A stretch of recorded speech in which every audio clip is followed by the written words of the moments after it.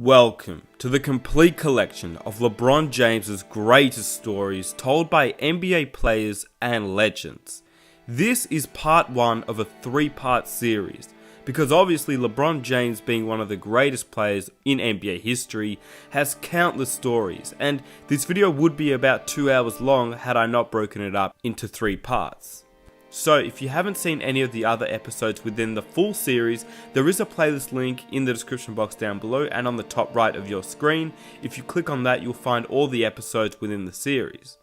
Because this is such a long episode, even broken up into 3 parts, it has taken me a long time to create, and I would really appreciate if you guys could quickly hit that like button before the video begins. If you're new and you like videos just like this one, be sure to hit that subscribe button and hit that notification button so you are notified when a new episode drops. Lastly, I wish you all a very, very Merry Christmas and a wonderful 2022. Without further ado, here's the complete collection of LeBron James's greatest stories, part 1. We play in different eras. He's an unbelievable player. He's one of the best players in the world, if not the best player in the world. When you start the comparisons, I think it is what it is. It's just a standard measurement.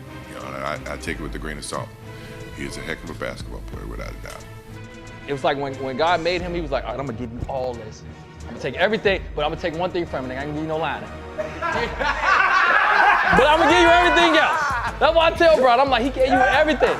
And I remember, I don't know if I even told nobody other than my close circle. I remember it was a play we was trying to run, and one of our teammates forgot the play, and Bron told him the play. He said, if you miss these free throws, you know who's going to win it. All right, now, what makes it worse is this. Bron says, I'm gonna get to this spot and shoot, but if I get here and any one of them is flinching off of their man, I'm beaming it to that man. And we've been spoiled. We have. It's just been remarkable what he's been able to do. I feel confident because I'm the best player in the world. It's simple.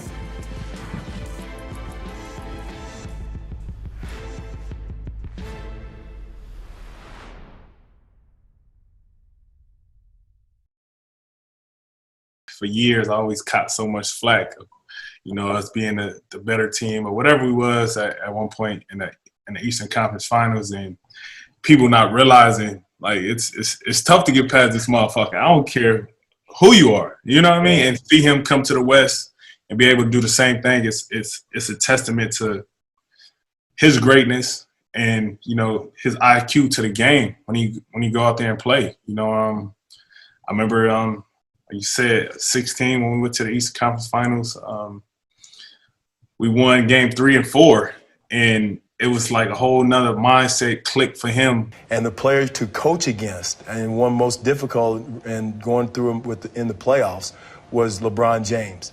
This guy was looking in your mouth like right there and just was telling the players exactly what was going to happen on the play that you called. And I remember, I don't know if I even told nobody other than my close circle. I remember it was a play we was trying to run, and one of our teammates forgot the play, and Bron told him the play. But I was also in the gym when I watched him on the floor against Toronto tell Patrick Patterson where he was supposed to go on the play they had called out of timeout late in the 4th quarter. He's like, no, Pat, you're supposed to stand over there and you're going to pin down for DeMar over here. Wow. That's hilarious. That's who he is. Like, it was some crazy shit. It was some crazy stuff. We called it a play, and he was like, what? And Bron told him what our play was. And it just shows you, like, how locked in this dude be when it comes to the winning time, man. And you see it when he out there on both ends, man. But that changed, and you know this. Like, we beat him a couple times when he was in Cleveland. He was not that way. I've never seen a change in a player. I knew we were in trouble in Miami when we were coaching. When he was in Cleveland, he was just playing basketball. Right. We get to Miami, and he's in Miami now, and he's calling our plays out. He's just staring over at our bench. Yeah. He's reading stuff, and I remember saying, "Oh, this is not good." There are a lot, and Dwayne brings it up. When you're drawing a play in a timeout, you know as an opposing coach that one guy can screw things up for you. I know you know the famous, free throw, LeBron, So what did he say to you? And then how are you able to maintain your focus when you missed him? We were respectful there, but missed him, but how did you lose sight for what you were trying to do? Make the free throw and then. Okay, so we have to back up a little bit. All right. Because I was balling. Looking to inbound, Arenas puts up the three. Bang! Gilbert Arenas ties the game. And a timeout. I was balling that fourth quarter, and miracle comeback. Down 3. I hit almost like a 30-footer to take us to overtime. Kind of got a little tired in overtime, but got to the free throw line. It's butter. Game's over. We're up 1. I'm about to hit these 3. This is easy. And LeBron comes by and taps you on the chest and whispers something to you. What did he tell you? He said, if you miss these free throws, you know who's going to win it. And when he tapped me and he's like, if you miss these, that's game. And for that 1 second, I became human and thought about it. All right, now, what makes it worse is this. So because we gambled at LeBron's house, me, Damon Jones, that was our group. Right. So Damon Jones was horrible. He was horrible. Horrible at cards. So he owed me money. So I always used to say, every time we played them, I always used to scream out, the landlord's here. The landlord needs his rent money. Right. So every time we came to town, shoot around, I'm yelling it. The game, I'm yelling it. That's all I yell. So I told the coach, hey, anytime you put Damon Jones in, I'm going 1-4 flat. He owes me money. Until he pays me my money, 1-4 flat. He's gonna be a liability out on this court. And that's what I did every time he came in, 1-4 flat. So he stopped playing. So he doesn't even play in game 6. So when he whispers, you know who's gonna hit it, everybody assumed it was him. I knew what he was talking about. And it had me thinking about it. And I can even see it on my face when I watch, oh yeah, you're missing these, bro. Mm-hmm. And then I missed the first one, and I'm sitting there how the hell did I miss that? That's just so off. Mm-hmm. Missed the second one, and I'm sitting here yo, did this just really happen? Where did I go? I don't miss clutch free throws. And I think the thought went into my head, they really gonna put Damon Jones in and let him hit a shot. And I just missed. I was balling that game. Just hit the 3 to get us in overtime, playing great in overtime, very great battle. And then I see Damon Jones in there stretching, and they really put the man in. And the fact that LeBron even passed him the ball is what hurt the most. Damon Jones in the corner just came in the game for the first time in 2 games and hit the shot. Who does that? That's why I said that's why I said I went to go do mental stuff. Right. With the mental training, because I was like, this didn't just happen. You didn't tell me this man was gonna come in and hit, and then he comes in and then you pass him the ball he's done hit 5 straight threes. I need to go see some hill because I don't want to be the next Nick Anderson out here. LeBron is 36, turns 37, I believe, in December. Yeah, man. How's he still, what makes him special? And even when we talk about mileage and how he's doing it night in and night out, where you talk about usage rate, you talk about, load management. He ain't doing what Kawhi's doing. He ain't doing what these other KD, and I love KD, I love Kyrie, but, KD just took off. AD hurt, so LeBron got to take on more with LA right now. Right. So, what makes him special? You had that yeah. This dude up there. He left the hospital with more than everybody. Bro, listen. Bro, Brandon, B. Marshall, this dude up there, bro. Out the womb. Bro, his shopping cart of talent when he was born was bigger than everybody's, dog. They gave him everything. Dude behind LeBron, he don't have nothing. Yeah, but you got to give me more, man, because we know what goes into it, the sports science, how we train, how we eat, how we sleep, et cetera, et cetera. Yeah. What are we not seeing that you saw? Yeah, right? You guys have a chef for the show, right? We understand about putting in your body. We understand about the training that you need as athletes, former athletes. We understand the training that you need. But ultimately, man, I've watched this guy, and I see him take care of his body. I see him own it 100%. But I've also know that guys can roll their ankle and be out 4 weeks. I've seen this guy roll his ankle and come back and give you about 20 in the fourth quarter. I'm talking about a bad roll ankle, and I'm like, oh, he done. He come right back. I'm out 4 weeks with this roll ankle. He come right back, fourth quarter, scored 20. Right. It was like when God made him, he was like, all right, I'm going to give you all this. I'm going to take everything, but I'm going to take one thing from it. I ain't going to give you no lining. But I'm going to give you everything else. That's why I tell bro, I'm like, he gave you everything. He gave him everything. He just said, I'm going to just take this one thing. But when is he going to let it go, though? No, listen, as long as he got money, he ain't letting it go. He too rich to let it go. Do you think he carry in his pocket the GOAT conversation? Does he want to be better than MJ? He said he's the GOAT. And then after I stopped, I was like, that one right there made you the greatest player of all time. You know, everybody was just talking how they were the greatest team of all time. Like, they was the greatest team ever assembled. And for us to come back, you know, the way we came back in that fashion, I was like, you did something special. Like I said, man, bro, you my dog. You know this, though. Me and Bron been in arguments about this, though. Well, does he take that? Is he conscientious about that shit? Bron laughs at that shit, bro. Because, like, I feel like he's in the conversation. Why the fuck does he I feel like he is the conversation. He's getting compared to Michael Jordan, dog. We having real life arguments in barbershops about who's better between him and Mike. So let me ask you this, though. Fuck he gonna get mad for? He don't get mad. Bron, that's what I'm saying about Bron. That's raw as fuck to me. Because me personally, I would be like, Mike got to play me one-on-one. Most people want to be the GOAT and you can't get there, right? We fall short. We run out of talent. I ran out of talent. Injuries or whatever. LeBron is actually there. Do you think that takes away, do you think having this conversation sometimes takes away from what LeBron has accomplished? Yes, because he's not done. And we're talking about everything he's doing now, right? When we talk about the GOAT, the greatest of all time, that's when a player is done and now you can put their resume versus the next resume. Right now, we've been talking about LeBron as a GOAT since 2010. We're 2021. This man still got another 5 years to play if you know, God willing, he don't get hurt. So, like what I said, he will be a GOAT. Someone's going to say LeBron's my GOAT, hands down, nothing else. Just like I say Jordan's my GOAT. It's generational GOATs.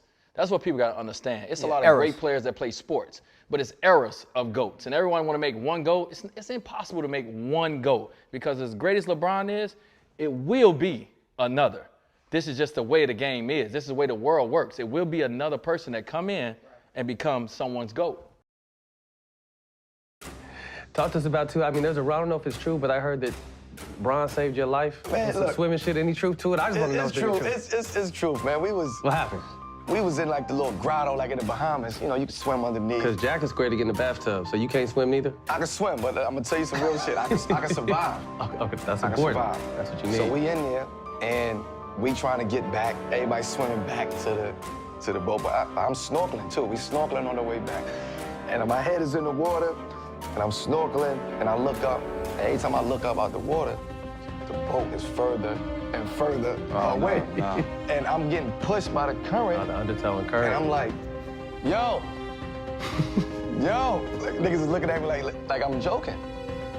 I'm like, yo, I need help. Like this, I'm swimming, I'm like this. I'm trying to hold on to a rock. You was exhausted. I was exhausted. I'm like, I ain't gonna fight that current like that. So the one guy was like, just don't fight it. You know what I'm saying? Let it, just go with it. Go with the flow. And I see Bron jump in the water. He just, you know, Aquaman jump in the water. Because D-Wade was right in front of me. He got on right before me. So I'm thinking D going to come back, but I know D ain't rocking with the water like that. You know? So D over there like, he like, yo, go get him. Like, go get him. And I just see Bron just come like, I got you, champ, I got you. Grabbed me. We went back to the boat, man. So, all purpose. LeBron is all purpose. Lifeguard, all kind of shit. But it's crazy because he's very good at a lot of shit. Like, I don't give a fuck what it is. He's gonna be successful at that. He's gonna figure it out. He's one of them people. He's just one of them natural freaks, man. I call him a lab baby, man. He was built in the lab. Watching LeBron, and we've all been pampered, if not spoiled, to the fact that he's been consistent every year to come out with this certain level. But we forget that LeBron is great while he's playing the game. Let's just talk about his progression. Obviously, Tay, you've played him. You've seen moments where he was over the top great. Talk about just his greatness and how we are spoiled as fans, and his greatness and what he's putting on the game.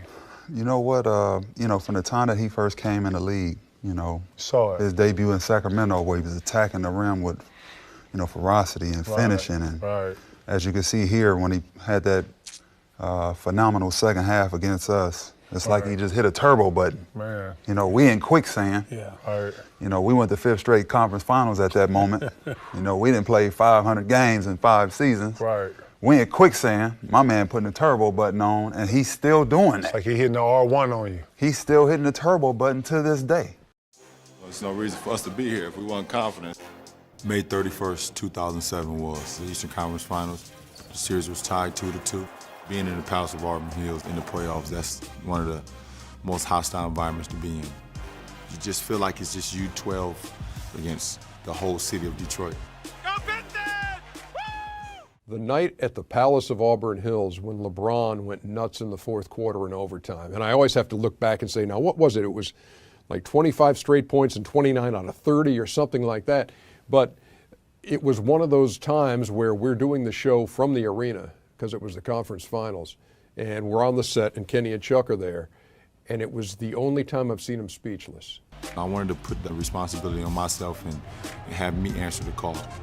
Here's James. Yes, and it counts. The Cavaliers down by 1. Maxfield defending on James. The defense was flat. Basically just gave him one of my left to right crossovers. Once I seen I had him off balance, I wanted to try to be aggressive as I could to make Tay not even thinking about, coming over and try to block the shot. LeBron with the step back stuffs. He has been spectacular. As the fourth quarter started running down, it got to a point where I say, we've come this far. There's no looking back now. As a leader, I can't allow my team to fail. Down to 10. James with the step. This has been some kind of performance by this young guy. You start to notice that you're in the zone. All you're thinking about is your next make. Here's James. He scored 15 of the last 16 points. Everything is working, so now you have the defense off balance. They don't know if you're going to pull up and shoot a jump shot. They don't know if you're going to shoot a fadeaway. Shot clock to 5. James has to fire and scores. Oh, my. LeBron James, he has scored the last 20 of the Cavs' last 21 points. I think we've gone from having a winner in this game to having a survivor. It's one thing to leave a fan speechless, but when you leave a player speechless, because they've been there, they know what it takes to play in a playoff game, what it takes to win. And when they see a player doing it to that level that LeBron did that night, and they're just like, I was getting that look. But as we were watching it, it was just like shake your head, jaw dropping. Wow. It was like, who's going to dig down to win this basketball game? Top LeBron, behind the back dribble, Ford, filled it up. I don't believe it. He scored the last 24 of the last 25. Jumps up a 3, it's through. 46 points for LeBron James. He has scored the last 27 of the last 28. 24 seconds to go in double OT. Baseline left sheet, turnaround gun blocked, no foul. Cavaliers in possession with 11.4 to go. Set it here. Bring LeBron to the top. Make sure you drive it. That's the last shot. That's what I stay after practice for, and this is what I be in the weight room for. That if it's that one game where you need to use every little bit of energy to help your team win. James working it down. 5 seconds. 4, 3. James scores, and the Cavaliers come away with an improbable victory here at the Palace. He had a magical game against the Pistons. Because you played against Jordan when he was, do you see the same velocity? You see similarities there? The difference is, they're both equally great. LeBron James always came to the game with the same thing that you came to the game with, where he was concerned about others, right? Not only did he have to score, but he also had to make this one better, and he had the responsibility. Jordan, Kobe, took it on himself. Those guys, they come to the game and it's like, okay, how many points you need to win? 40, right? Oh, 41 good enough? All right, tomorrow I'm going to get 50. Oh, 50 ain't good enough? Okay, I can get 60. 48. He had 48. 48 points for LeBron James. He scored 29 of the last 30. One of the great performances of all time. Man, and we've been spoiled. We have. It's just been remarkable what he's been able to do. And not only that, he came into the league with a lot on his shoulders. What's LeBron like? LeBron, he's a cool guy. He's a guy that actually, for me, when I was coming through college, when I first met him, he came to a couple of my games. He's just real down to earth, approachable. Gave me a lot of mental, nuggets that I could take with me as I started my own NBA career. And obviously as a basketball player, the dude's amazing. So somebody that has a lot of pressure on him and somehow seems to keep getting better. I know how we felt playing against Jordan. Like, Jordan was the most dominant player in our era, and we would talk for hours on the phone watching him play against another team, just admiring him play. But at the same time, it was like there were things that he did in the air that we just couldn't do.